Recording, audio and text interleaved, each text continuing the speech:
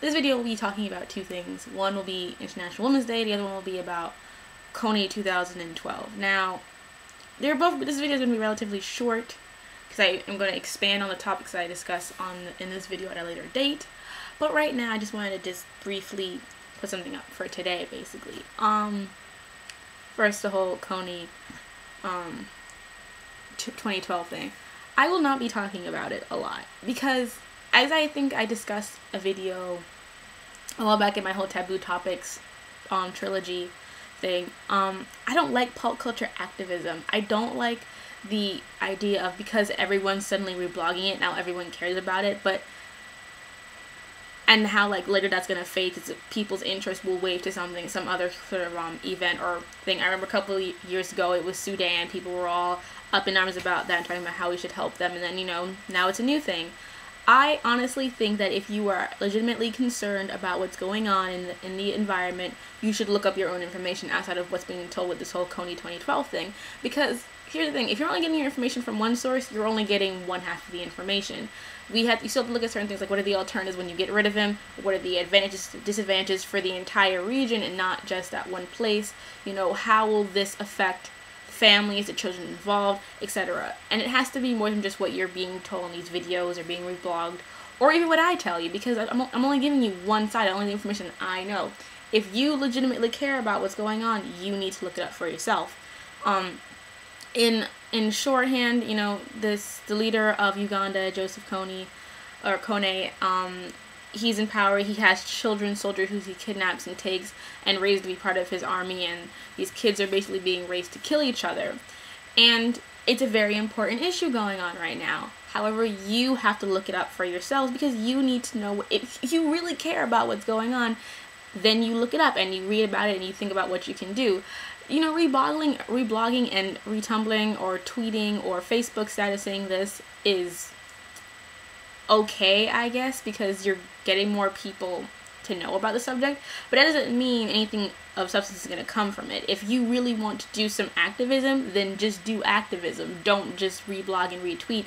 And then when people talk about the cons of the activism that you're supposedly supporting, don't be like, well, what are you doing? Because you're not doing anything either. I mean, your one tweet is not going to stop what's going on in society. And while I do agree that we should all work towards educating individuals about what's going on, we need a well-rounded education. We can't just be giving them one side of the story and being like, this is what we have to do, because just because you get rid of Kony does not mean that you will be solving all these problems, because right now he's the ringleader. There are plenty of people who can step up and take his place. So you have to know the entire story, what's going on, before you decide, oh, this is what I stand for, because you don't even know what you're standing for because you don't have the full perspective. So I say, if you want to know more about what's going on and you really legitimately care, look it up. The information is out there for you to find. Some of the information that's coming from the whole invisible children thing, while some of it is good, some of it is not entirely correct. So do your own research, do your own information. It's the best way you'll learn about the entire situation, because right now this whole reblogging, retweeting, Tumblring thing, it's just pop culture activism, and it really isn't gonna obtain to anything besides more people knowing about one subject. But again, that doesn't mean anything is going to change. I mean, but yes, it is International Women's Day. I don't really know what the point of this holiday is, to be quite honest. I always have issues with the whole, you know, we're gonna pick a marginalized group and give them a month or a week or a day or a holiday to make them feel like they mean something, because that's not true. But it is good to see women and men reblogging and giving information about what's going on. However, like, I don't know, it just seems like another one of those little cutesy things to me. I know that's not as supportive and really positive, and I'm sure people have really good intentions when they do these things, but it's just kind of like, okay, you posted a picture of women that inspire you, you posted a picture about women who you think are empowering, but anyone can do that any day of the week. So, you know, in right now where we have, you know, women's contraceptive issues being challenged, where we have women still not making as much as men when they should, when the situation allows for it, when you have women who are still being shamed for rape, or what they wear, or how they do things about their lives, or if they're too girly, or if they're too masculine, when we have all those things going on with women right now, You know, the fact that since the Oscars have come into being, only 4 women have ever been nominated for Best Director, and only 1 has ever won, and that was for The Hurt Locker. You know, there are so many things that we need to progress on in terms of gender equality, that having a day to celebrate all the accomplishments that women do, while it's great, there's still so much more, and little things that right now are even being regressed upon. I mean, the whole contraceptive thing, I mean, we have a Women's Day, but we still have to fight for the right for us to have birth control, and still have people who don't really know how birth control works decide how I can have sexual reproductivity. You know, I don't even use birth control, but this affects me because if I wanted to use birth control, I'm limited to it. I have to, you know, pay out the ass for it. But if some guy can get Viagra covered by his health insurance, that's A-okay, government. But so, and just another one of those days. It's just kind of like, you know, I know people kind of might be getting annoyed with me talking about, you know, women's issues and race issues in the mix of all my pop culture stuff.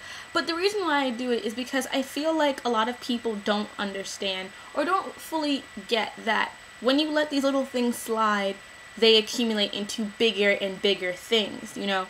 I remember when I did my It's Racist But video, and I was talking about Buffy and things, and everyone's giving me all these reasons and excuses as to why, you know, well, you know, it's not that case. But all those wells and all those, you knows and things, they grow into full out things, and people are always like, I can't believe people still think this way. It's 2012, but it's like, yeah, because you let these things pass you by every day. You let these little things that you don't think matter grow and grow and grow, and then you have a disaster, and now everyone wants to have their 2 cents and be an activist and be progressive and say, no, we have to be equal, we have to think better, we have to do more, give up more opportunities for people. But every other day, when there's not some kind of big calamity out there, no one cares, and no one tries to understand that when these people are talking about these issues, even if you personally can't see why it's a bad thing, there's a lack of empathy and understanding, and just excusing everything as like, oh, they're too sensitive, oh, they're looking to be offended by something. It's never like, well, you know, they are a marginalized group, they're the ones being portrayed, surely their opinion about how they're being portrayed should matter more than me, who's just an outsider looking in on what they're doing. Because while we have a plethora of Caucasian female heroines, what about for Black women and Asian American women? Because we can't just say that, you know, they can relate to movies from Asia just because on the basis of being Asian. You know, it's different because they're Asian Americans. While they may be tied to Asia through their families, it doesn't mean that like their accomplishments are going to precipitate down to them. And, you know, Southeast Asian, Latina, etc. You know, we have to think about how it looks for all women, not just, oh, we have so many great female heroines in Buffy, Xena, etc., etc., etc. All women are covered now because we've got this. When really that's not how it works. You have so many other groups of women, transsexual women, lesbian women, who, you know, are still being treated badly. I mean, if you look at third wave feminism, there's a lot of transphobia going on there towards transgender women. So yeah, it's great that we have Women's Day. It's great that we have, you know, the Kony 2012 and people thinking and exploring things. But why can't we just have that every day? I don't know. Sorry, I guess it wasn't a very positive video. But Game of Thrones? Huh? Targaryen? Yeah. I'm the new queen of Westeros, for reals though. I mean, let's face it. Who better to rule the Seven Kingdoms? You know I can do it, right? It's gonna be awesome. We are gonna have all the planet. The wall will be secure because of those damn zombie things coming up. You know, I stole Daenerys' dragons. They're in my back. You know, it's great. I have everything planned. Westeros will be fine again. As your queen of House Martell, because those be my peeps, it's gonna be great. I hope that kind of made the video less depressing.